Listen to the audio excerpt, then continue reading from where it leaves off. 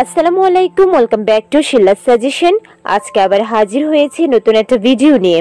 আজকের ভিডিও যে 5টি লক্ষণে বুঝবেন গর্ভের বাচ্চা সুস্থ আছে। গর্ভবতী মায়েরা প্রায়ই কমেন্টস করে জানতে চায় গর্ভের বাচ্চা সুস্থ আছে কিভাবে বুঝবেন। আজকে আমরা এমন 5টি লক্ষণ তুলে ধরবো যা আপনি একটু ভালো করে খেয়াল করলে বুঝতে পারবেন আপনার বাচ্চা সুস্থ আছে কিনা। ভিডিওটা শেষ পর্যন্ত দেখুন, ভালো লাগলে চ্যানেলটিকে সাবস্ক্রাইব করতে ভুলবেন না। প্রতিটা গর্ভবতী মায়েরই একমাত্র লক্ষ্য বা উদ্দেশ্য থাকে গর্ভের বাচ্চাকে সুস্থ রাখা এবং তার স্বাভাবিক বৃদ্ধিকে ক্রমবর্ধমান রাখা। হয়তোবা কিছু অজানা কারণে গর্ভের বাচ্চা সঠিকভাবে বেড়ে ওঠে না অথবা বিভিন্ন ধরনের সমস্যা হতে দেখা যায়। তাই আমরা এমন কিছু লক্ষণ আজকে তুলে ধরবো যার মাধ্যমে খুব সহজে বুঝতে পারবেন আপনার বাচ্চা ভালো আছে কিনা। সেই লক্ষণের মধ্যে প্রথমটি হচ্ছে বাচ্চার নড়াচড়া। সাধারণত গর্ভের বাচ্চা 5 মাসের শেষের দিকে বা 24 সপ্তাহ নাগাদ নড়াচড়া বেশ ভালো করে এবং গর্ভের মাও বুঝতে পারে।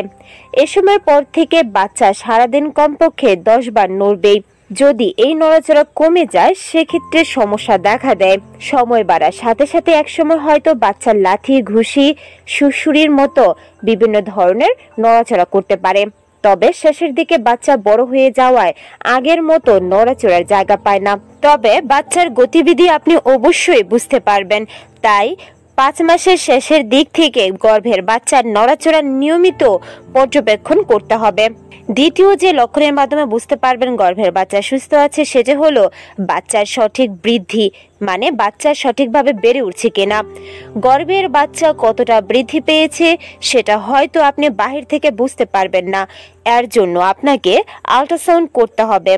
তাছাড়া নিয়মিত ডাক্তারি পরীক্ষা করতে হবে, মানে যখনই ডাক্তারি চেক আপ করবেন তখন নিজের এবং গর্ভের বাচ্চার ওজন কতটা বৃদ্ধি পেয়েছে সে সম্পর্কে জানতে চাবেন।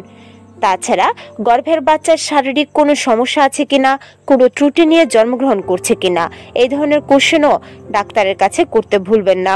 তৃতীয় যে লক্ষণে বুঝবেন গর্ভের বাচ্চা সুস্থ আছে তা হলো বাচ্চার হার্টবিট।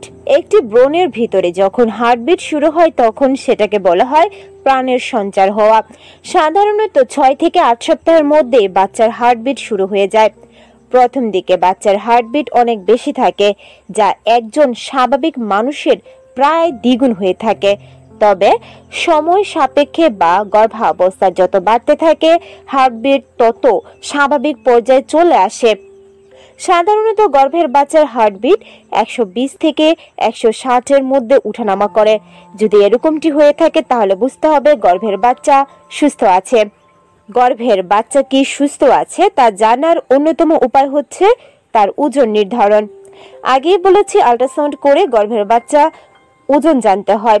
তবে বেশিরভাগ গর্ভবতী মায়ের আত্মীয়স্বজনরা বাচ্চা কতটা বেড়েছে তা জানার থেকে বাচ্চাটা ছেলে না মেয়ে সে ব্যাপারে জানার বেশি আগ্রহ প্রকাশ করে। কিন্তু সবচেয়ে গুরুত্বপূর্ণ হলো বাচ্চার ওজন কতটুকু বেড়েছে সেটা জানার।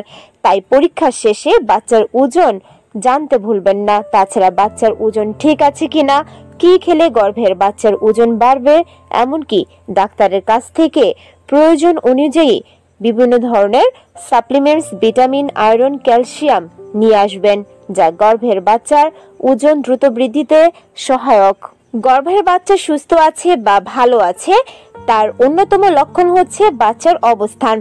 সাধারণত 37 সপ্তাহের আগ পর্যন্ত গর্ভের বাচ্চা বিভিন্ন পজিশনে থাকতে পারে, মানে আড়াআড়ি, লম্বালম্বি, মাথা নিচু করে বা অন্য যে কোনো পজিশনে। তবে গর্ভাবস্থার 37 সপ্তাহ পরে বাচ্চা যদি তার মাথা নিচের দিকে রাখে এবং পা উপরের দিকে থাকে তাহলে বুঝতে হবে বাচ্চা সঠিক পজিশনে আছে এবং ভালো আছে। সেক্ষেত্রে যদি বাচ্চার মাথা উপরে থাকে আর পা নিচের দিকে থাকে তাহলে কিছুটা সমস্যা আছে, এমনকি নর্মাল ডেলিভারি অনেকটা অসম্ভব হয়ে যায়। এই ধরনের সমস্যা দেখা দিলে অবশ্যই ডাক্তারের সাথে পরামর্শ নিয়ে প্রয়োজনীয় ব্যবস্থা গ্রহণ করতে হবে। আশা করছি ভিডিওটা দেখে ক্লিয়ারলি বুঝতে পেরেছেন গর্ভাবস্থায় এই 5টি লক্ষণ সঠিকভাবে লক্ষ্য রাখলে বুঝতে পারবেন আপনার বাচ্চা ভালো আছে কিনা, তার বৃদ্ধি বিকাশ সঠিকভাবে হচ্ছে কিনা। ভিডিওটা যদি ভালো লেগে থাকে অবশ্যই চ্যানেলটিকে সাবস্ক্রাইব করবেন। আজকের মতো বিদায় নিচ্ছি, আল্লাহ হাফেজ।